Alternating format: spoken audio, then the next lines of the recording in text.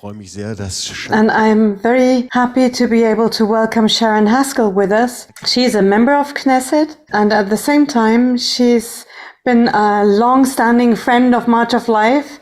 In 2019, she was with us in Stuttgart in the March of Life there, and she's also a co-chair of the Knesset Christian Allies Caucus that we're connected with. And now we'll see whether we can see her on the big screen. I am so glad, Sharren, to have you with us. So glad to see you. And the fact that you can be with us here in this event is really special. Sharren, how have you experienced the 7th of October? How was it for you personally? First of all, thank you so much for inviting me for this event. And thank you so much to all the people that are watching us and that are in Germany and all around the world that are in support and are true friends of our people. We don't take it for granted, definitely not during these days. And so I want to thank you personally so much. How did I experience it? Speaking about the Kristallnacht, my grandmother was in Leipzig during that time, experiencing it. My grandfather survived Auschwitz and was sent on the death march. And for me, my biggest promise to them, and they've passed away just a few years ago, was never again. Never again. And watching those images of entire families being massacred, burned down alive, babies beheaded, pregnant women, their bellies cut out, and the babies out-stabbed. For me, it feels like I really failed my grandparents in telling them that our people, the Jewish people, will never be massacred like that again. That we will never experience something like that when we are helpless. The other thing is that my grandfather was always telling us that since when he was in Auschwitz and he was forced to work there, the Nazis would laugh at them and would tell them constantly that no one would believe them. No matter what happened, no one would believe the atrocities that had happened there. Everybody will know they're liars. And so they made us a promise to remember those things and to say never again. Since I was really, really young, my grandfather used to tell us those stories about Auschwitz. So I remember that he had this magical way in telling us those horror stories in a way that suits children so that we remember them. And when I was just a few days after the massacre in the towns of Be'eri and Kfar Aza, and one of the IDF officers telling me that when he came in to liberate Kfar Aza, in the entrance, he saw a pile of body burning in a fire, and he didn't understand what he was seeing. He thought like something must have happened. Maybe they throw a grenade by accident and explode. Maybe there was a Molotov bottle. He didn't understand. And trust me, he's seen some horrible scenes. So he tried to make logic to it and he didn't understand. So they turned down the fire and they tried to save whatever was left from the bodies. And then he goes further in and he sees another pile of body in flames burning. And he's going quickly and he shuts it down. And he tells me that he looks into the horizon and he sees so many smoke in the distance coming up. And he realized and he understands that all of these are piles of bodies being burnt. And he starts running from pile to pile. Many soldiers with their hands, bare hands and feet, trying to take down the fire so that there'll be any kind of leftover to at least try and identify those bodies so that we can take them to a burial. And that hit me in my heart like a knife. Remembering my grandfather saying how the Nazis tried to eliminate all the evidence, burning them down. So this is how we feel. We feel the failure, but we also feel a great need to go out and win, because we have to. If I try to put it in a proportion of the size of Germany in comparison to the state of Israel, try and imagine that in one day, there would be 13,000 people massacred in less than 24 hours.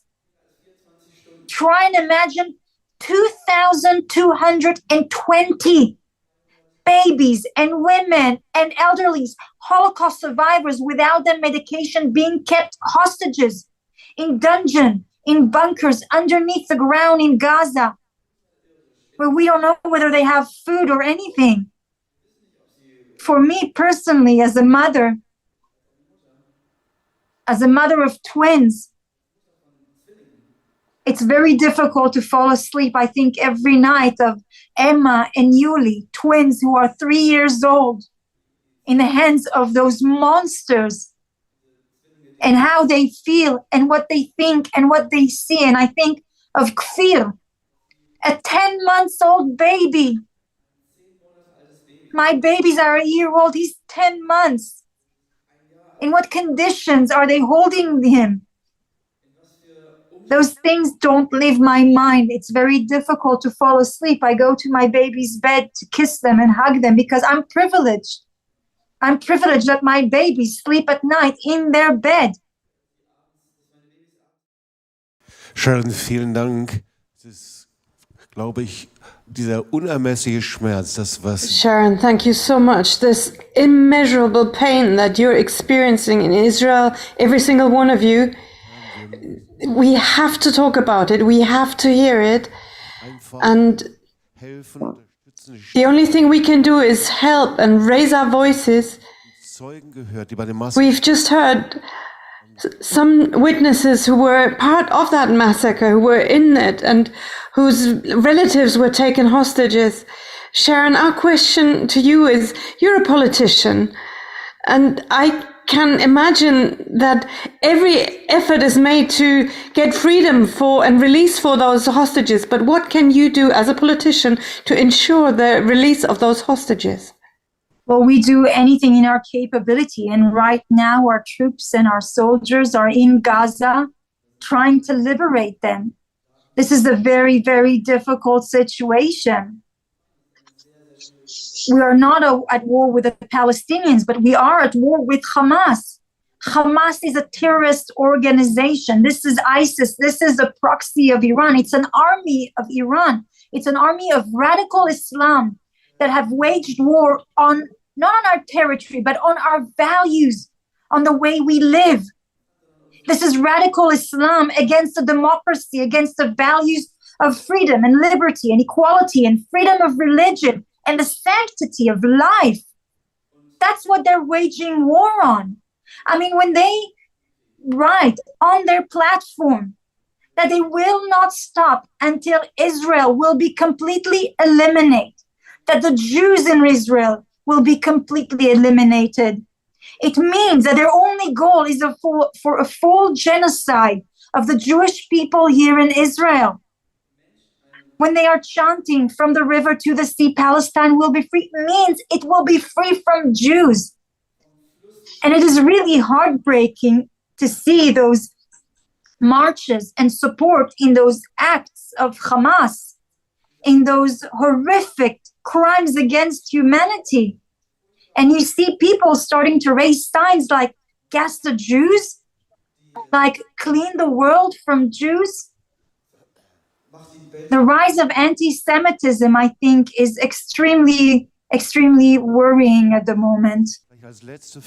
So maybe one last question. What would you think? What's important for Christian churches? For you are a co-chair of the Christian Allies Caucus in the Knesset. You're connected to so many churches. What can Christian churches do at this time? You cannot be silent. You have to raise your voice and speak up.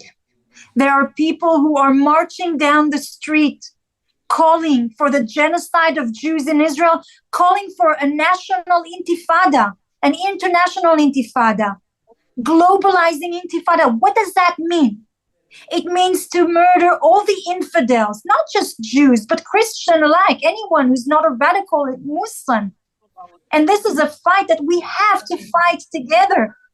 Just yesterday, Paul Wexler, a Jewish man, was beaten to death in Los Angeles by a pro-Palestinian protester. This could easily be my father in Canada. He lives there. In Paris, a woman was attacked because she had a mezuzah on her doorstep, a symbol of Judaism. They went in and violently attacked her. That could easily be my grandmother in Paris. Jews around the world are being attacked. I beg you, do not be silent. Please raise up your voice. Speak out. As always, the Jews, we, Israel, are the front, but this is an international event of radical Islam challenging our values, the way we live, all of us together. The most persecuted minority in the Middle East are Christians. And this is an Iranian orchestrated and planned attack. Their soldiers were trained in Iran, funded, their weapons are from Iran. Hamas is their army. Hezbollah is their army in the north. They have an army in Syria. They are all attacking us from different locations. But don't forget, don't turn a blind eye. They have their people as well in your streets, in your countries as well. This is a fight we have to fight together on our values against radical Islam and against anti-Semitism and hatred. Vielen Dank. Vielen Dank. Wow, thank you so much, Sharren. That is what we are going to do. And we will raise our voices. We will mobilize people. We will take to the streets. And as March of Life will continue doing so worldwide, we will mobilize, whether that is in South America or in Poland, Ukraine, wherever it is. And we want to hear your voice. Thank you so much. Great to hear from you, Sharren. And thank you for joining us. Thank you so much for all your support and your love to our people. And a big warm hand to Sharren once again. Thank you for being with us.